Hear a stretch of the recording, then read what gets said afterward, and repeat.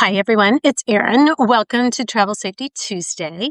Today, we're going to be talking about the third ESD principle, which is RUN. Empowerment Self-Defense, or ESD as we call it, is a holistic martial arts-based self-defense training. I'm an ESD coach, and the training was developed for women by women to avoid, de-escalate, survive, and heal from assault.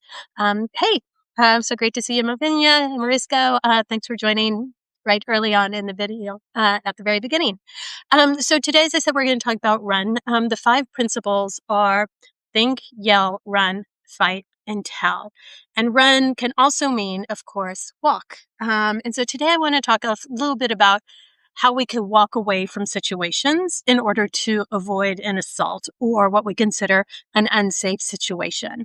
So when we walk away, we don't love to do it, right? Because we want to be able to be safe and confident in our space, but sometimes that's just the best thing to do. So let's say we're at a party and somebody, whatever, we're chatting and laughing, and somebody's making us feel uncomfortable. Either they're standing too close, or maybe they're looking at our chest a little too long, or they're leaning in, or something's happening that's making us feel uncomfortable.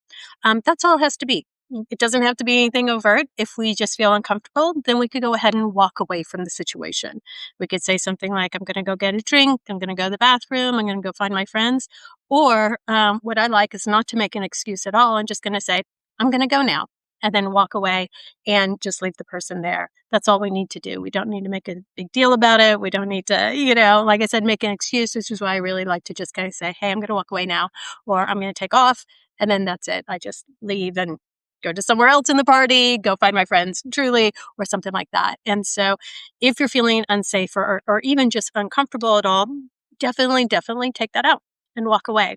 Now, where it gets a little bit more confusing is when we're not in a public space or a public environment, like something if we're out walking or hiking. I like to use hiking all the time because I'm always hiking, and I do a lot of solo camping and hiking. And I was actually chatting with my friend Natalie, and she was saying that she actually had to walk away once when she was hiking not that long ago. So, and what that means is she wanted to walk on a trail that was further into the woods or the forest that she was comfortable with. So she wanted to go there, but it was pretty isolated. And so she thought that it might be an unsafe situation for her. So what she wanted to do is she wanted to avoid that situation.